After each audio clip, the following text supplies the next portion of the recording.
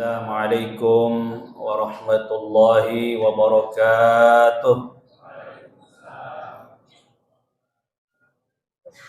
Alhamdulillahilladzi ja'ala Ramadhana syahral karamah wal mubarakah. Wassalatu wassalamu ala Rasulillah Sayyidina Muhammad ibn Abdullah wa ala alihi wa sahbihi wa mawalah. La haula wa la quwwata illa billah. Amma ba'd. Hadirin wal hadirat, Bapak Ibu jamaah Al-Furqan yang dirahmati Allah Subhanahu wa taala. Tidak terasa hari berganti hari di bulan yang penuh kemuliaan ini. Kita sudah melewati pertengahan Ramadan.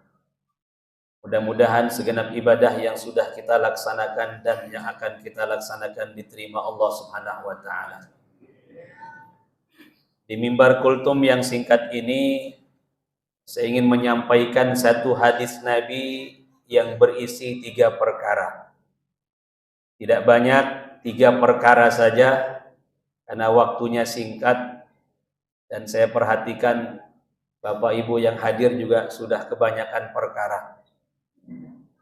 Perkara keuangan, perkara rumah tangga, perkara usaha, bahkan mungkin sebagian sudah mempersiapkan perkara mudik pulang kampung. Hadis ini diriwayatkan dari Ibnu Majah dan Abu Ya'la, hadis yang sahih bersumber dari sahabat sekaligus bersumber dari Urwah bin Zubair radhiyallahu anhu dan juga istri tercinta Nabi Muhammad sallallahu alaihi wasallam Sayyidatina Aisyah radhiyallahu anha.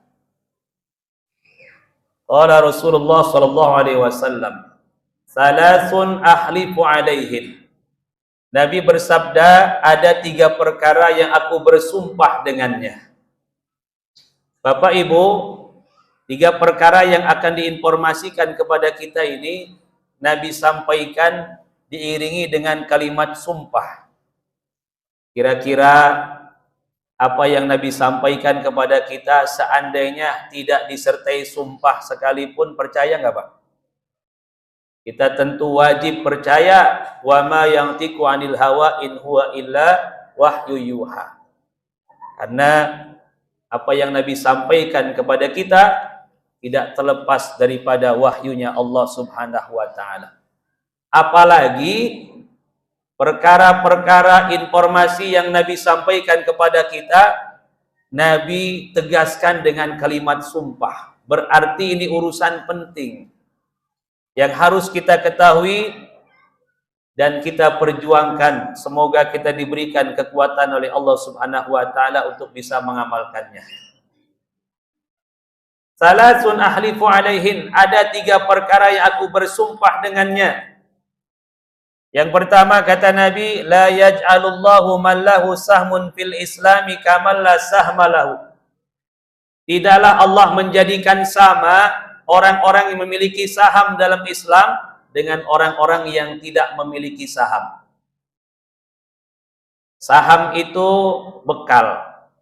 Saham itu simpanan kita nanti untuk di akhirat. Yang punya bekal dengan yang tidak punya bekal, keadaannya tidak dibuat sama, pasti berbeda.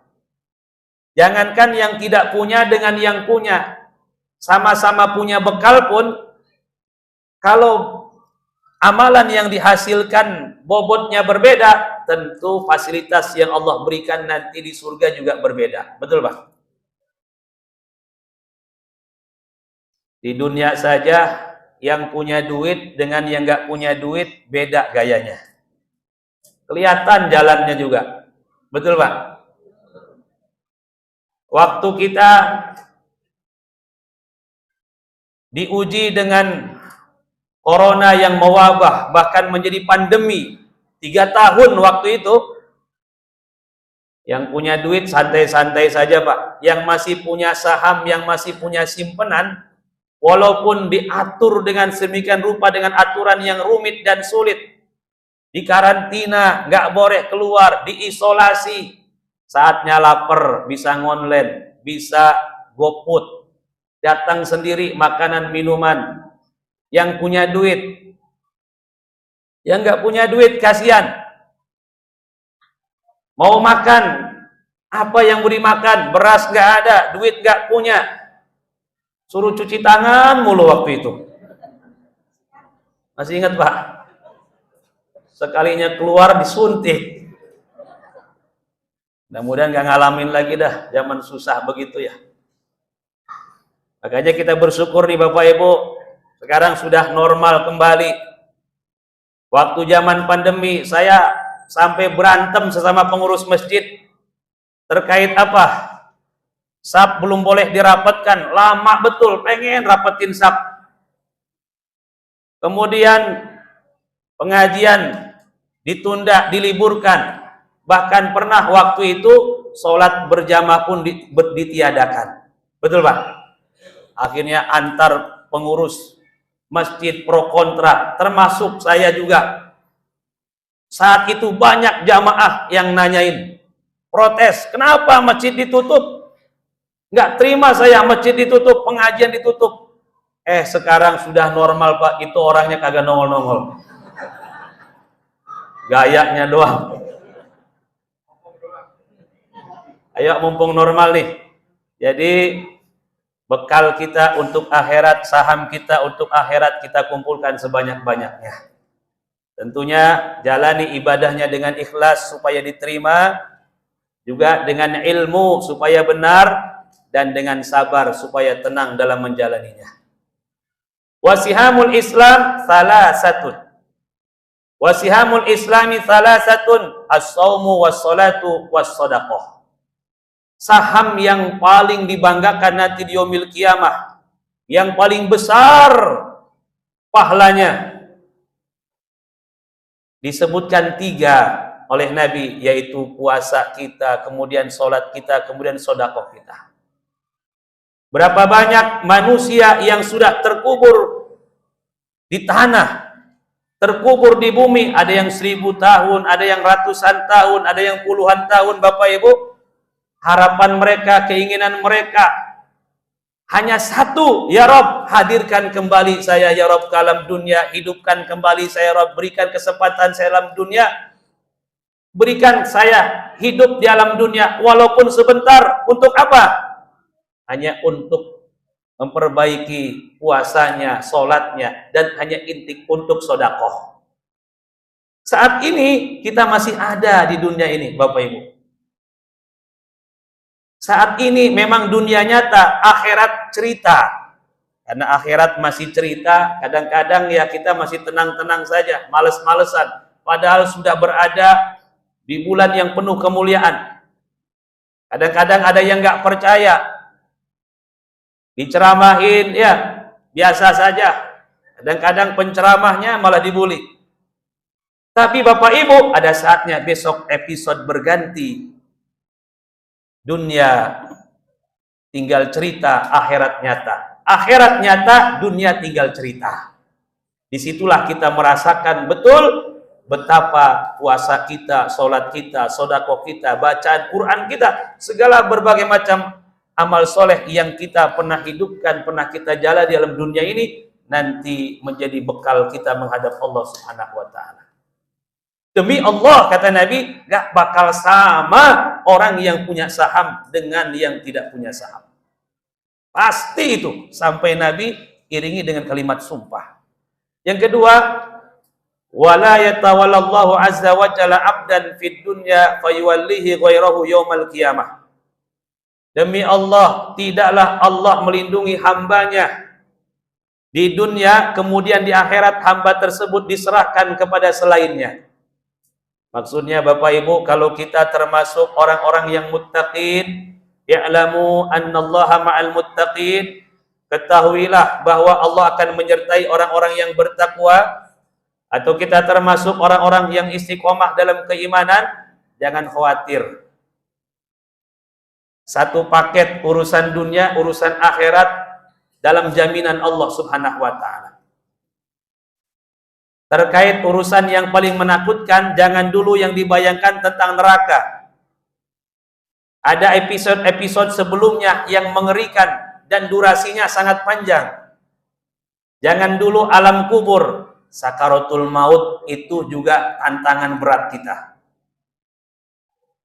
Menurut Syekh Abdurrahman bin Ahmad Al-Qadi, bersumber dari hadis-hadis Nabi, ternyata Bapak Ibu, bagi orang-orang yang semasa hidupnya sering melakukan kezoliman terhadap sesama, bagi orang-orang yang semasa hidupnya saking sibuknya mikirin hidup enak sampai lupa mikirin mati enak, bagi orang-orang yang semasa hidupnya tidak pernah mensyukuri nikmat iman, bisa sholat, bisa puasa, bisa ngaji, bisa zikir, bisa baca Quran, bisa sedekah, tidak dianggap kenikmatan, justru dianggap beban.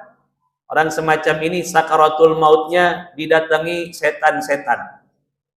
Setan mengerumuninya, bahkan ada yang menyerupai sanak familinya, orang-orang terdekatnya atau kerabatnya.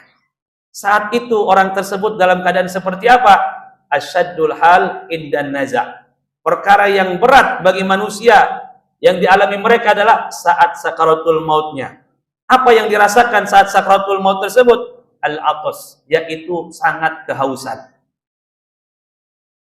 Setan menjelma menjadi orang terdekatnya, menjelma menjadi kerabatnya, menawarkan secangkir minuman yang menyegarkan.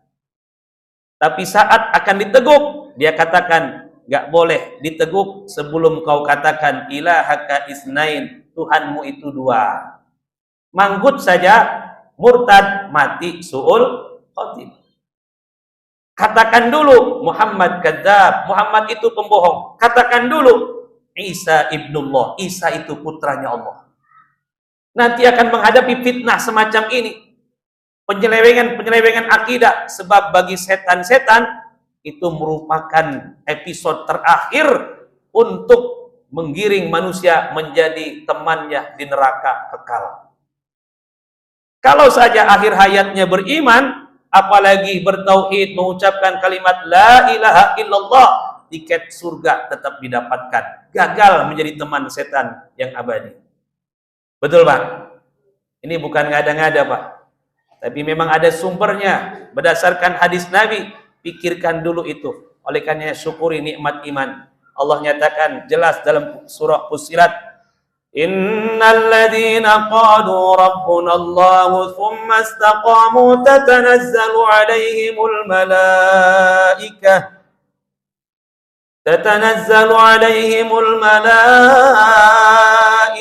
alla takhafu wa la tahzanu wa abshiru bil jannati allati kuntum tu'adun. Sesungguhnya orang-orang yang berkata Tuhan kami adalah Allah, kemudian mereka istiqomah, zaman berubah-ubah, iman gak pernah goyah, zaman silih berganti, iman gak pernah mati, yang hak itu hak, yang batil itu batil, tetap teguh pendirian di jalan Allah, di jalan Rasulullah sallallahu alaihi wasallam. Datanglah saat kematiannya, para malaikat mendatangi orang tersebut seraya menyampaikan kabar gembira. Sampaikanlah kalimat indah, alla takhafu wa la tahzanu. Kamu jangan takut, kamu jangan sedih. Enggak ada setan di sana Pak, malaikat jaga. Kamu jangan takut, kamu jangan sedih. Wabshiru bil jannati allati kuntum tu'adun. Bahkan kita diberikan kabar gembira, tempat tinggalnya kita sudah disiapkan sebaik-baiknya tempat, yakni surga. Allah Subhanahu wa taala sudah janjikan kepada kita. Alhamdulillah. Makanya Bapak Ibu, ya anggap ini Ramadan terakhir, karena tidak ada jaminan buat kita tahun depan masih dapat kesempatan. Ingat terus peristiwa ini supaya kita istiqomah dalam keimanan. Saya biasanya kalau di pengajian yang hadir lebih banyak orang tua, apalagi jamaah pensiunan, temanya yang sering saya sampaikan tentang kematian. Kalau enggak tentang kematian, tentang azab kubur. Ya. Supaya apa? Ya, supaya serius begitu ya. Yang terakhir, wala yuhibbu rajulun qauman illa jama'hum yaumal qiyamah. Demi Allah, tidaklah seseorang mencintai suatu kaum, melainkan orang tersebut akan mendatangi kaum yang dicintainya. Kalau kita punya ikatan, apakah ikatan keluarga, apakah ikatan antar tetangga, apakah ikatan satu hobi. Kadang-kadang ya punya hobi olahraga badminton, punya grup sepeda juga ada, ya Pak ya. Nah, jadikan grup sepedahan itu atas kecintaan kepada Allah. Saatnya sholat, diingetin sholat dulu yuk. Gitu. Ini kan kadang-kadang sepedahan Gunung Putri nyampe masjid samping rumah nggak pernah nyampe. Ada yang begitu. Di sono Pak, di sono. Di komplek Pondok Melati tempat saya tinggal. Ada grup pensiunan, iya. Bangga nyampe Pondok Melati katanya goes. Tapi masjid samping rumah nggak pernah nyampe. Ya. Di sono, cuman jangan-jangan aslinya dari sini pindah ke sono. Orang yang membangun ikatan karena Allah, ya, cinta kita karena Allah, kita menegur saudara kita karena Allah, kita mengingatkan karena Allah, senang kita karena Allah, kita punya program termasuk di Ramadan ini, pengurusnya, jamaahnya, semuanya karena Allah. Insya Allah mudah-mudahan sama-sama dikumpulkan di surganya Allah Subhanahu wa Ta'ala. Ini saja yang dapat saya sampaikan. Mohon maaf jika terdapat kekurangan. Subhanakallahumma bihamdika asyhadu an la ilaha illa anta astaghfiruka wa atubu ilaik. Assalamualaikum warahmatullahi wabarakatuh.